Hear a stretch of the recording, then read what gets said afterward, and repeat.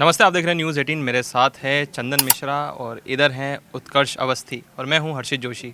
बात करेंगे वेनेजुएला की।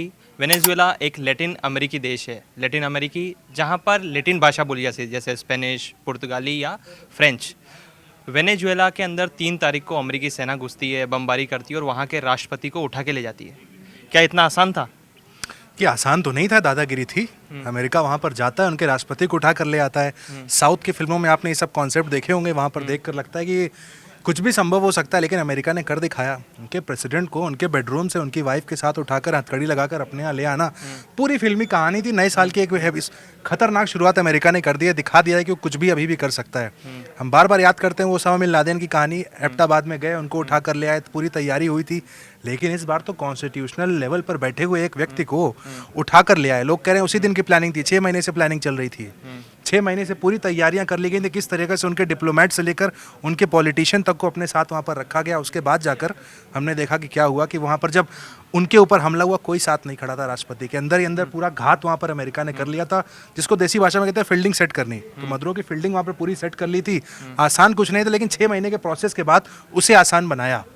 चंदन जी, एक 2-3 सवाल पूछता हूँ कि इतनी आसानी से एक राष्ट्रपति को उठा के ले जाना, कैप्चर करना, तो कहीं ना कहीं ऐसी थ्योरी भी आ रही, कहीं ना कहीं निकोलस मादुरो भी क्या अमेरिका से कोई गुपचुप डील तो नहीं कर ली थी कि तुम आना, मुझे उठा के ले जाना, या कोई वेनेजुएला के साथ एक डील, क्योंकि चाइना और रशिया का भी दबाव था, कहा कि तुम ऐसे मुझे उठा के ले जाओ। और आपने एक फेस भी देखा होगा 3 तारीख, उन्होंने हैप्पी न्यू ईयर बोला, कोई चेहरे पर शिकन नहीं, कोई डर नहीं। तो लगता है इस तरह की डील भी हो सकती है अमेरिका से। देखिए, पुरानी जो उनकी एक वीडियो वायरल हुई थी उसमें देखा होगा, उन्होंने ट्रम्प को चेतावनी दे रहे हैं कि आओ मुझे गिरफ्तार करके दम है तो उठा के ले जाओ। तो मुझे नहीं लग रहा कि कोई मिली भगत है। और जैसे उत्कर्ष ने कहा कि पिछले 6 महीने से ये प्लानिंग चल रही थी, और प्लानिंग चल रही थी तो इसका मतलब है कि सब कुछ फिक्स था। मैं तो ये सुन रहा हूँ कि 2-4 दिन पहले उठाने की प्लानिंग थी, शायद ये 2025 में हो जाता है, लेकिन मौसम के कारण ये 2026 में हुआ। दूसरी चीज़ कि ट्रम्प के इस मतलब एक्शन के बाद ऐसी स्थिति हो गई है। देखिए, 2 साल 3 साल से लड़ाई चल रही है रूस यूक्रेन में। चाहे तो पुतिन भी जेलेंस्की को उठा के ले आए, बिल्कुल ये हो सकता है। ऐसे ही चीन भी ताइवान से उठा के उनके सुप्रीमो को उठा के नया मॉडल खड़ा कर दिया ना यहाँ पर, एक ऐसा मॉडल दुनिया को दिखा दे अमेरिका ने कि ये भी संभव है। वही बोल रहे हैं कि एक मान लीजिए कि पूरी दुनिया में जो जहाँ के भी राजनेता हैं या बड़े जो सुप्रीम लीडर हैं, क्या हम लोग जंगल की तरह जी रहे हैं कि मतलब जो ताकतवर होगा उसी की चलेगी, और अमेरिका हमेशा ये काम करता है। देखिए, अमेरिका की फितरत हमेशा ऐसी रही है, चाहे आप गद्दाफी का एग्जाम्पल ले लें, चाहे आप सद्दाम हुसैन का ले लें, तो इस तरह का उन्होंने एग्जाम्पल सेट किया हुआ है दुनिया के अंदर की जो हमारी बात नहीं मानेगा। ये खेल तेल का नहीं है, तेल तो एक तरह से खून है, दरअसल उसे दिल चाहिए। नहीं, इंपॉर्टेंट यहाँ पर ये है कि अमेरिका की जो पावर है, जो उनकी सुप्रीमेसी, वो बनी रहनी चाहिए। आपको हर 1-2 साल में कहीं ना कहीं अपनी गाड़ी को रिफ्यूल करना पड़ता है अगर उसे लंबी चलानी है तो। अमेरिका के पास वो ताकत है, वो सुपर पावर है, दुनिया पर वो राज करते हैं, किस पर दिखाएंगे। ये जो उन्होंने काम किया 3 तारीख को, आप जो बात कर रहे हैं, 3 तारीख को करके उन्होंने अगले 3 साल तक के लिए मैसेज जो टोन है वो सेट कर दिया कि हम ये कर सकते हैं आपके साथ। सिर्फ वेनेजुएला पर बात हुआ, लेकिन साथ में कई सारी कंट्रियों पर निशाना साध लिया ना वहाँ पर। अमेरिका से जो टकराएगा हम हाथ उठाकर ले आएंगे अपने घर पर। देखिए, दुनिया के अंदर नया वर्ल्ड ऑर्डर सेट हो रहा था, उसके अंदर रशिया था, चाइना था, ब्राज़ील था, भारत था, तो कहीं ना कहीं और डॉलर कहा कि डॉलर को हम दुनिया से हटाएंगे, इस तरह की भी एक वर्ल्ड ऑर्डर बन रहा था। तो जिस तरह से, क्योंकि वेनेजुएला बातें चल रही थी, ब्रिक्स में इस चीज़ों पे चल रहा था कि अपनी करेंसी लाएंगे, और हो सकता है ट्रम्प जिस टाइप से एग्रेसिव है इस कारण अभी तक करेंसी नहीं आ पाई है, नहीं तो अभी तक करेंसी आ चुकी होती ब्रिक्स की। और वेनेजुएला क्या है कि डॉलर एक्सेप्ट नहीं कर रहा था, वो डायरेक्ट चाइना से डील कर रहा था तेल के अंदर, और रशिया से रूबल के अंदर कर रहा था। तो ये भी एक कारण है कि बताना है कि भैया दबदबा तो हमारा ही है। एक चीज़ और जो गौर करने वाली है यहाँ पे कि हम लोग ट्रम्प को मतलब नहीं बोल रहे हैं कि थोड़ा सा ठनका हुआ कुछ भी कर सकते हैं ट्रम्प, दिखा दिया भाई। अमेरिका तो देखिए, आप ओबामा जब थे तब वो चले गए, क्या बोलते हैं, लादेन, उससे पहले जाइए तो सद्दाम हुसैन, जॉर्ज बुश। ऐसा नहीं है, अमेरिका की फितरत वो रही है। मुझे नहीं लग रहा है कि ट्रम्प के कारण हो रहा है। बट डिफरेंस यहाँ पे ये आता है ना, एक टेररिस्ट पर कार्रवाई कर रहे हैं आप जो कि घोषित है टेररिस्ट, और एक आप राष्ट्रपति को उठा कर ले आ रहे हैं। एक सेकंड, यहाँ तो अब देखिए, मादुरो को भी तो डिक्टेटरशिप और ये सब बोला जाने लगा है कि वो जबरदस्ती वहाँ पे जो भी चीज़ कर रहे थे पूरा चौपट किया उन्होंने। ठीक है, ऐसे ही सद्दाम हुसैन को भी ठहराया गया था, लादेन तो थे ही, वो तो पूरा पता है। लेकिन इसका मतलब ये है ना कि अमेरिका जिस पर जो बोल देगा वही सही है। बट क्या तरीका सही है किसी के देश में घुसकर उनके राष्ट्रपति को उठा कर ले आना? सवाल मैं आपको रोकना चाहता हूँ कि आपने बोला ना टेररिस्ट को, वैसे अमेरिका निकोलस मादुरो को राष्ट्रपति नहीं मानता था। बिल्कुल, उनके अंदर कहा कि ये हम इसको राष्ट्रपति में मानते क्योंकि उन्होंने चुनाव वैध नहीं कराए। तो आप रेजिस्ट हो गए, हम आपको उठा लाएंगे। एक नोबल वाली टीज तो नहीं थी कि यार मेरे को नोबल नहीं मिला, उसी देश की जो मारिया थी उसको नोबल मिल गया, फिर उसके बाद जिसको नोबल मिला कहते नहीं वो देश चलाने लायक नहीं है।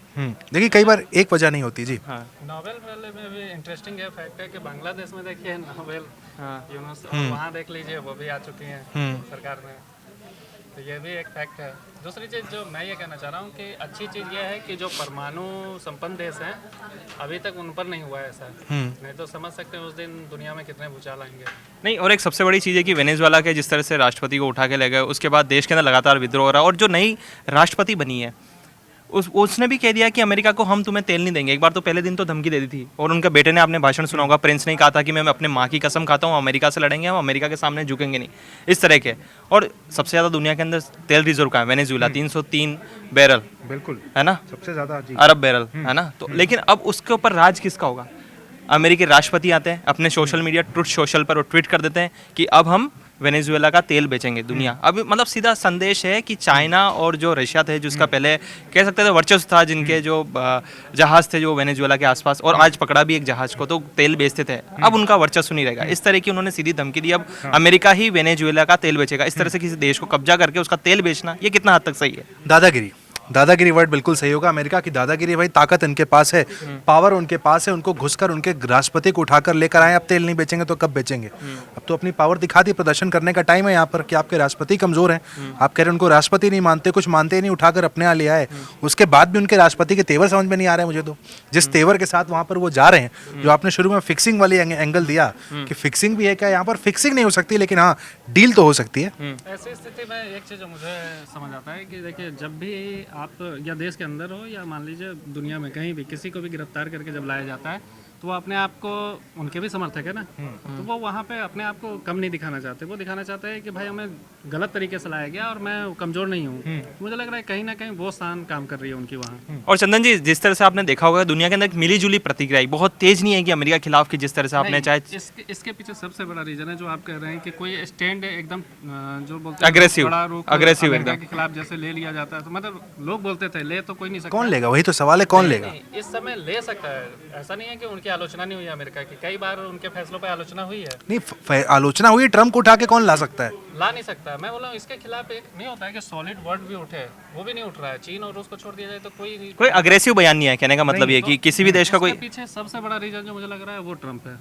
यहाँ ट्रम्प है। देखिए अब सबको पता है कि ट्रम्प कब और क्या किस मूड में है, किसी जो को मैसेज देना चाहते थे दे दिया ना ट्रम्प ने यहाँ पर, बस। और अभी 2-3 दिन पहले ही उन्होंने कोलंबिया के राष्ट्रपति को भी धमकी दी। कल ही उन्होंने कोलंबिया के राष्ट्रपति ने ट्रम्प से बात करी। उसके बाद ट्रम्प का वापस ट्वीट आता है, बोलते हैं कि उन्होंने मुझसे बहुत प्यार से बात करी, उनका टोन बहुत अच्छा था, मुझे बहुत खुशी हुई है। धमकी देते हैं कि अगला हाल कोलंबिया तुम्हारा होगा। इस तरह की धमकी लगातार दे रहे हैं। क्या ईरान अगला निशाना होगा? कोलंबिया होगा, और ग्रीनलैंड सबसे इंपॉर्टेंट, जो नेटो का सदस्य है डेनमार्क, अभी ग्रीनलैंड उसका हिस्से में आता है, तो उसकी नज़रें भी ट्रम्प ने भी उसके ऊपर नज़रें गड़ाई हुई है ग्रीनलैंड। मुझे जो लगता है कि इसका सबसे बेहतर उपाय है कि देखिए हम पिछले 100 सालों में नहीं सीखे इस चीज़ से, जब से द्वितीय विश्व युद्ध खत्म हुआ है और अमेरिका कम से कम एक छत्र राज तो कर रहा है दुनिया पे, हम इससे सबक नहीं ले रहे हैं। कोई भी नहीं, हम हो या मान लीजिए कोई भी देश हो, क्योंकि आपस में ही हम लोग उल्टे पड़े हैं। मुझे लगता है कि एक ज़रूरत है कि सभी देश मिल के आएँ और अमेरिका के खिलाफ एक निकाले, मतलब उनका सब्स्टिट्यूट ढूंढे ताकि दुनिया उनके बिना भी जी सकती है। अभी यह हाल है कि नहीं जी सकते।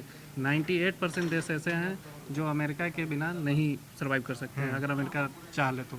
उत्कर्ष, एक टैरिफ है ना, टैरिफ बम जो ट्रम्प लगातार फोड़ देते हैं किसी भी देश पे, चाहे वो फ्रांस के राष्ट्रपति की नकल निकालना हो, चाहे कोलंबिया का, उनका पावर और चाइना, मतलब वो भारत के ऊपर भी मतलब टैरिफ बम उन्होंने आते हैं सबके सामने प्रेस कॉन्फ्रेंस करते हैं और टैरिफ बम फोड़ देते हैं कि मैं इतना टैरिफ लगा दूंगा, 50%, 100%।